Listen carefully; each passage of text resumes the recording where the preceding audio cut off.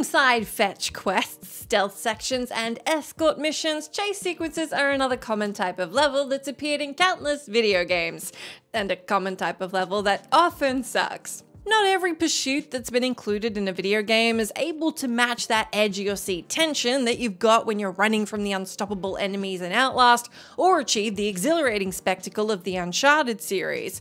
For every example of an excellent chase sequence, there are a bunch that fall flat on their face for an assortment of different reasons. I'm Jess from WhatCulture, and here are 10 video game chase sequences that made you rage quit. Number 10. Batman Arkham Knight: The Excavator. Despite having the slickest combat in the series and giving players a large and detailed Gotham City to explore, Arkham Knight disappointingly fell short of being the bombastic conclusion to the trilogy fans wanted it to be. Alongside a predictable plot, the game was also let down by the overuse of the Batmobile. As unenjoyable as the Batmobile's combat and puzzle sections were, an even more frustrating moment came when the Batman entered a tunnel system in search of the eponymous villain. After the Arkham Knight ambushes the Caped Crusader in a heavily armored excavator, players must speed through the network of passageways and defeat their pursuer by luring them into planted explosives. Driving along the tunnel's walls at high speed may make for an impressive looking set piece, however the Batmobile's squirrely controls quickly turn this section into a tedious nightmare. It becomes all too easy to lose control of the vehicle after crashing into the many obstacles that litter the tunnels. Navigation, likewise, isn't made any easier with the constant explosions that make it difficult to see what's ahead. When one minor slip-up can result in instant failure, this boss fight is another reason why the Batmobile was such an unpopular addition to the game. Number 9. The Warriors: Writer's Block.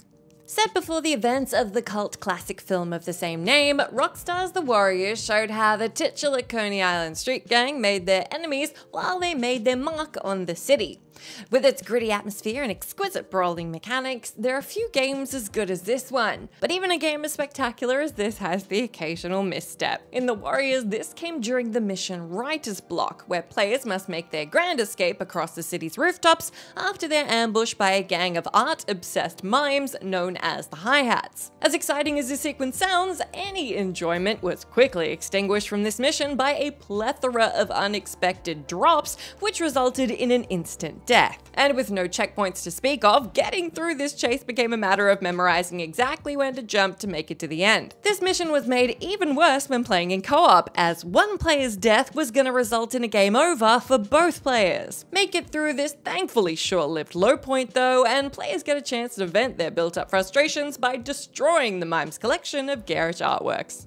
Number 8. Assassin's Creed 3: Chasing Charles Lee. By revamping the series' combat and parkour alongside being the first Assassin's Creed game to feature naval missions, Assassin's Creed 3 was a giant leap forward in the franchise. As visually impressive and expansive as this entry was, it nevertheless fell victim to the same irksome controls that have continued to plague the series. Nowhere was this problem more evident than during the climactic sequence in which Native American assassin Connor chased antagonist Charles Lee through a crowded harbor and burning ship. With the dramatic stakes raised high, this was the confrontation that players had been waiting for. Instead of being a slick sequence in which Connor smoothly parkoured his way over obstacles as they gave chase, players found themselves fruitlessly wrestling with the controls as the assassin jumped in the wrong direction or tried to climb a wall they shouldn't. This section only became more infuriating when attempting the bonus objectives, which meant players had to stay within 50 meters of Lee, couldn't bump into any of the numerous NPCs blocking their path,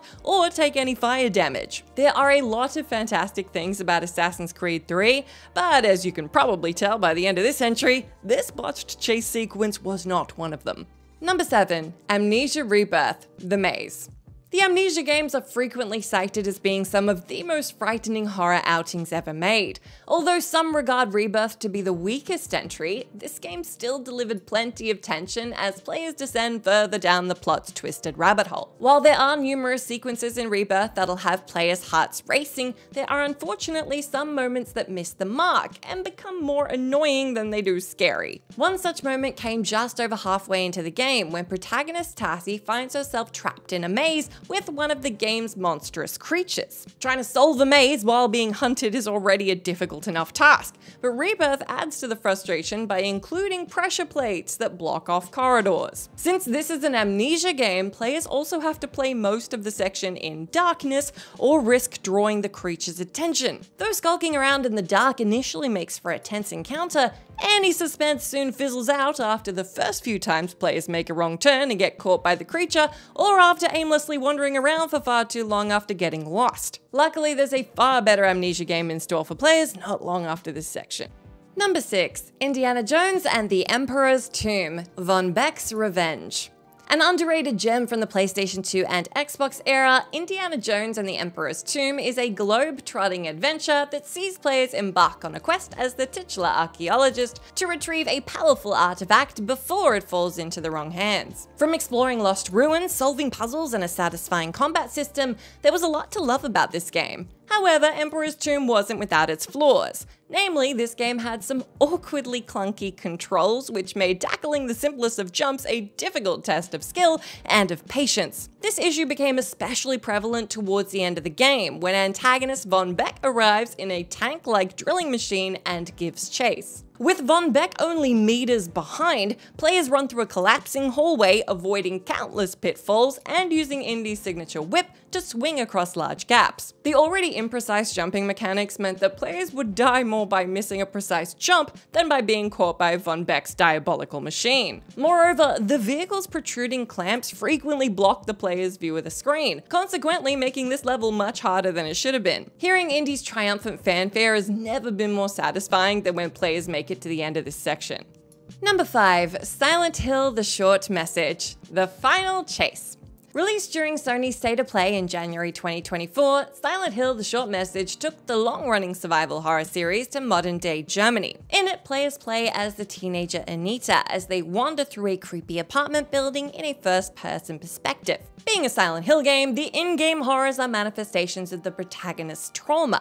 For Anita, this comes in the form of Sakura Head, a humanoid monster covered in cherry blossoms. This creature appears regularly throughout the game to pursue players through the building's labyrinthian hallways. Although the initial encounters are tense ordeals that task players with finding the exit, the final chase was nightmarish for the wrong reasons. Unlike the previous encounters, this one requires players to find 5 photographs to unchain the door to the exit. With this level being much bigger than any of the others, it became far too easy to get lost within the looping corridors. And with the monster never far behind, players had no time to get their bearings. Even more frustrating is that the game never tells players they need to find the photographs. This means players could spend ages running around without knowing what to do. This disastrous finale ended this otherwise enthralling spin-off on a very flat note.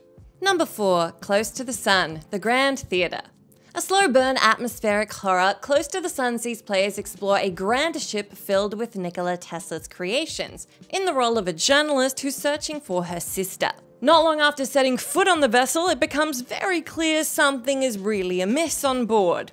From here, players make their way through the eerie Art Deco hallways as they solve puzzles and uncover more details about the horrors that unfolded before they arrived. Disappointingly though, this game's suspenseful atmosphere is periodically shattered whenever one of the poorly designed chase sequences appears. Requiring players to frantically run through maze-like levels, it only takes making one wrong turn or not jumping over an obstacle at the exact right moment for the enemy to catch up to players. Not only do these sequences become a tedious game of trial and error to figure out where to go, but failure is made worse by being forced to endure a lengthy, unskippable death animation every time you get caught. Although all the chases within the game are frustrating, the worst occurs in the Grand Theater, where, on top of everything else, the dimly lit environment makes it difficult for players to see where they're supposed to go. Despite these rage-inducing chases, Close to the Sun is still an excellent horror outing. Number 3. Grand Theft Auto San Andreas, Wrong Side of the Tracks. From taking part in action-packed robberies, high-speed car chases, and massive shootouts, the Grand Theft Auto series is brimming with some of the most exhilarating set pieces and unforgettable moments in gaming history. As incredible as these games are, they're not without their handful of aggravating low points, with one of the worst offenders being the infamous mission Wrong Side of the Tracks from San Andreas. After arriving at a train station with Big Smoke to interrupt a meeting between rival gangs, a group of the gangsters escape by jumping on the roof roof of a train. Players are then tasked with giving chase on a motorbike, while Big Smoke shoots the escapees.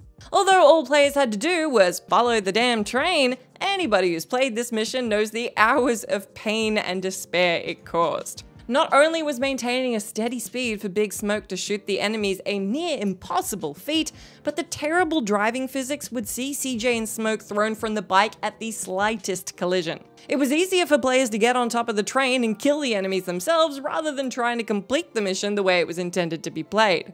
Number 2, Alone in the Dark, 2008, 59th Street.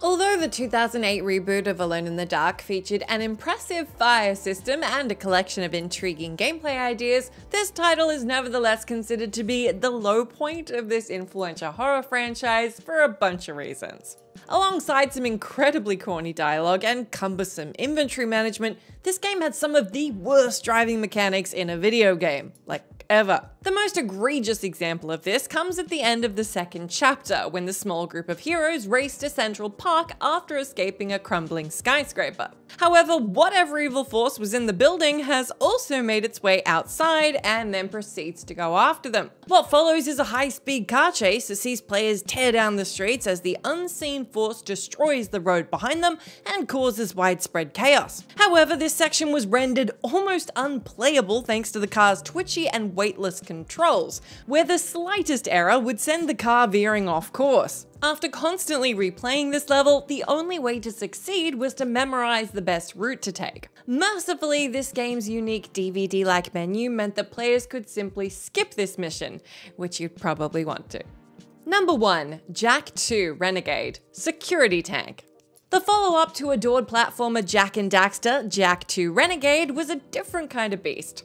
Beginning with Jak and his friends being sucked into a dystopian world before Jak is imprisoned and tortured, the sequel's tone was much darker than its predecessor. Likewise, the game had garnered a reputation for its fiendish difficulty, and it doesn't take long for the tougher challenge to become evident. Only a few missions after the exhilarating prison escape at the start of the game, the dynamic duo are tasked with entering a fortress to destroy an ammo cache. Defending the fortress is a security tank, which will chase the heroes at points during the level. Quickly running through a series of narrow and twisting pathways littered with bottomless pits is already a difficult enough ask. But what makes this encounter especially horrendous is that players also need to execute tricky maneuvers to avoid gunfire from the tank's turret. Coming at such an early point in the game, players won't have a firm enough grasp on the controls to make the difficult jumps that lie between them and success. Players consequently had to learn fast to avoid falling into this level's many pits. This level was a trial by fire in the least fun way.